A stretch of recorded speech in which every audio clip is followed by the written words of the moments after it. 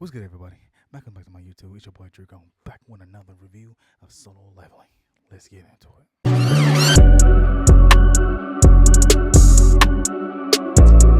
So the last episode of this season, it wasn't really that spectacular in a way of this season. It's still you have one of the probably left off one of the badass. One of the best badass cliffhangers because Solo Leveling is so much famous. It's so famous for uh its cliffhangers. But we really gonna get into this review and like I said, so it really started off and back to how the last episode ended. Pretty much, Jinwoo was right there try to save Chahe, and they're doing everything which he possibly can, and not anything he thought of didn't work or whatever. And and he figured as much as like he pretty much got the healer as one of his shadows, and see he thought as much as that may work because clearly that the healer he really has some hidden abilities that really can really heal all of Chai Hei's injuries. And if you really want to be honest, he is probably the MVP in a way, other than Jumu before Jumu showed up. But either way, he was kind of the MVP because if it wasn't him, the rest of the whole S rank group would have been wiped out a long time ago. Baru would have made it would easy work with them, and he would have moved on to the next opponent before he went to go. Probably went ahead and go to Goto right off the bat. But so he pretty much turned the healer to a shadow and did what he did, and it was kind of sentimental a little bit between him and Bike. I don't know if I'm saying it right, but the dude who could turn to this beast transformation. But it was like a sentimental thing. He healed Chai and everything, and Bike was like talking to Jin Woo. Was like, "Hey man, he never really wanted to be here in the first place. He didn't when he was done. He was basically retired. He didn't want to be here in the first place. He don't want to keep fighting or whatever. And I hope you let him go and stuff like that." And Juma was like being the cool as can be. He was like, "Yeah, I figured as much." Then I guess he then by before that by put his hand on Jinwoo's shoulder. He said, "Bro, he said this is the second time you put your hand on me, but at least this time it was sincere and feelings and everything, not some being rude like last time other thing." But he was like, I was thinking the same thing. I'll let him go after he healed Shahei, and he did it, and it actually worked. Uh, so really, he could have. I think one of them said that the healer was really one of the. If it wasn't for his skills and stuff like that, a lot of people would have been dead a long time ago, which is kind of crazy because yeah, he had a really crazy healing ability. There's like even the potions that Jin Woo even got from the one he even used on his mom, and he used on his mom that really woken out that internal sleep. That didn't even work. I guess to heal all injuries and whatever. So the healer really has some great power healing abilities too. So yeah, Baru was actually right for taking him out first, or one of the first two to take out. Because if he didn't take him out, I mean they probably still would have lost in the first place. But um, it'd be a longer battle than Baru probably wanted. So continue on. Jimu finally turned Baru to a shadow, which was amazing. And at first he thought Dreamwood thought Baru wasn't he's going turn to a shadow and then go to those little shadow realm thing or disappear or whatever. But he wasn't really expecting him to turn around and start talking. And the pop up show up and he was like a general rank, and it was like, oh cool, I never seen a general rank. I didn't even know you can talk or whatever. I guess you get to uh a certain level that you were able to. He thinking he's a certain level we get to able to maybe eventually talk or whatever, but it's really just him. He's the only general, probably want to become the only general rank, or I think Igor is later on down the road becomes one as well, but he doesn't really talk, just like Baru. Baru talks a lot, and pretty much Baru became his right hand man or whatever. So after that whole scene, we would skip before ahead, and then the scene of the rest of the Japan crew, whoever was left, hey, some of them was like, hey, we can't go back there. I said, Baru, I said that Ant King took out Goto. I guess apparently he's one of the strongest. This is one of the strongest ones. He was the leader of their S rank thing. He was like, yeah, they took it out or whatever. Cause They took him out or whatever. Then they and one of the other ones it was like nah. Jin Woo came down and took him out. So I was like, and he was like asking back to the commander or whatever. It was like, what should we do at this point? And he was basically like, hey, at this point, just come in, come on, come back, and just go ahead and leave. They already got the situation handled or whatever. So, but everything's going on. Let's go ahead and get out of here. Yeah. So they leave.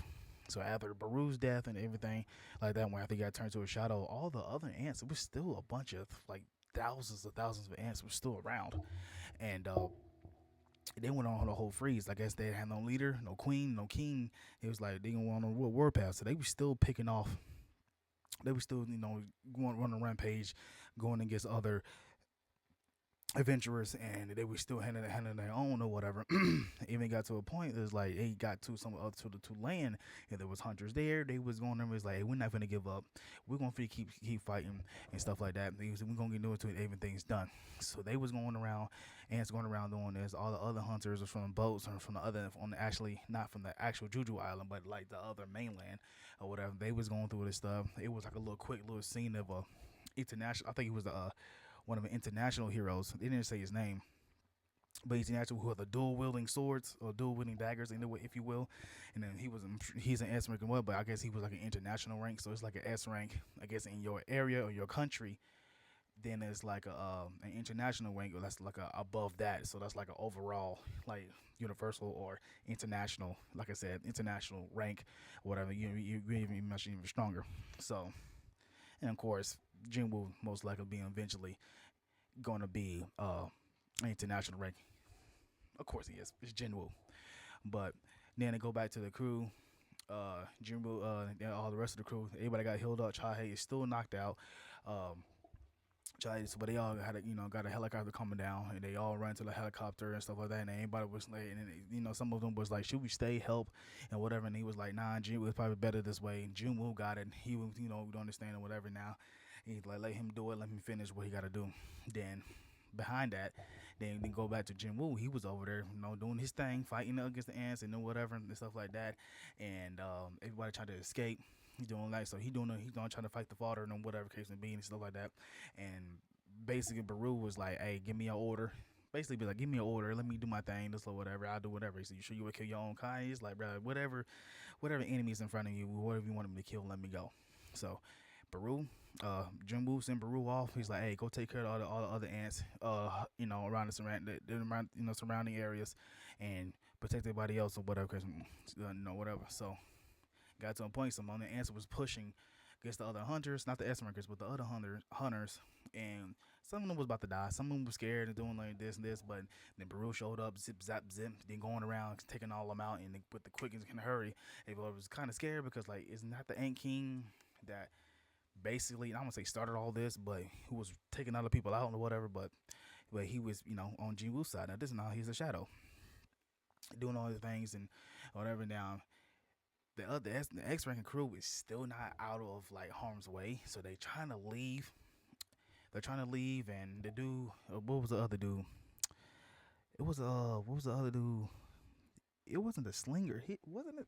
Okay, one of the hunters had like a little barrier thing for the helicopter. The other S rankers got on and tried to steal because they wasn't on the harm's way. They were still trying to get escape. So they still ants were still trying to bring down a helicopter or whatever. And at the last minute, then the person was holding, I guess in a barrier type magic or whatever on the front of the helicopter, but eventually it gave out or whatever. And Jinwoo pulled up with his Wyvern and saved them again, making sure they got it free. And he's like, nah, at this point they probably got away free. He's like, they should be okay at this point. So he pretty much finished up. And after that, the Jeju Island arc was pretty much over after that. And it's like I said, this episode wasn't really like, it was kind of lackluster. It wasn't. It's for the final episode. It was okay. It wasn't like some crazy of like past couple episodes and him with Jinwoo versus Baru, and then Baru was starting on doing all the thing or this beginning of the arc. It was okay. I'm not gonna sit here and say like, oh, it's one of the best things, but it still at the end still gave us one of the most badass cliffhangers. But still, I guess that was the end of that. Everybody was saved and just like that, and then skip over into, I guess, everybody had a funeral for all the people who failed during the raid, and everybody's remembering and stuff like that. And I think some people kind of, I don't remember if people were trying to blame Jinwoo for some people's death or whatever. But Jinwoo was there and he was kind of sad a little bit. You could tell in his face he was like disturbed. Was like, dang, I'm this powerful or whatever, and I still couldn't like save most of them or all of them or whatever. But it's still he did his best, and Bike pretty much tell him like, hey, you did good. Keep your head high. You did everything you possibly can. If it wasn't for you, none of us would be alive right now. All of us would be dead. Probably all of us probably would have been taken out, and you probably would have been on a survivor. So happy that you got there. Then he was being sentimental towards him. He was like, hey, I'm so happy that you was there. So keep on doing what you're doing. And everybody going through that. Chai Hay was still knocked out. She haven't recovered yet. And or did she? No, she kind of recovered probably like towards the end. I think she woke up and like Jenny jumped ahead and he was leaving the funeral or the memorial thing, and I guess he was driving. Was trying to met up with his friends on the FaceTime whatever, but he was stuck in traffic, and he was I guess it was in traffic, and then I turned to find out it was a gate, and people was calling. I think the head hunter or whoever was on the phone called him and be like, hey, we need your help since you're the closest one there that you can do it. And he was like, yeah, I got it or whatever. He's like, hey, you the only one, you want to wait for nobody else? He's like, nah, I got it. I'll go in solo. Of course, name of the show. It's Jinwoo. He got this. Went into the dungeon, and immediately it turned to a red gate. Jinwoo was like, damn, I can't catch a break, can I really? He's like, why am I the only one that can't go in this dang is red gates or red dungeons, and it's just me? But it pretty much getting in. Of course, we all know he was gonna do that. And had made the badass scene of him summoning everybody, even showing up or whatever. And of course, the last three, Tank and freaking Tank, Igris, and no, was it Tank? Is it Tank of the Bear? Dang it, what's the big dude with the X? I forgot his name. Dang, I don't know why I forgot his name. But the top three was there. Biru finally showed up. Actually, it was a badass scene, and taking care of all the monsters that was in front of him and whatever. And of course, it was gonna be easy work. Then continue on and stuff like continue on, and they finish. He pretty much wiped the dungeon, and it just paid me again because like the end, the best. No, I'm gonna say the best, but the good cliffhanger at the end of the season of this episode, and of course, the badass scene, how he was walking, everybody was lined up like he was the king. Okay, he's the king, basically. But they was all lined up. He's walking in the middle, and of course, his eye was glowing or whatever. Of course, once again, Jin will have to go into armor farming again. This dude look like he always armor farming, like he always do.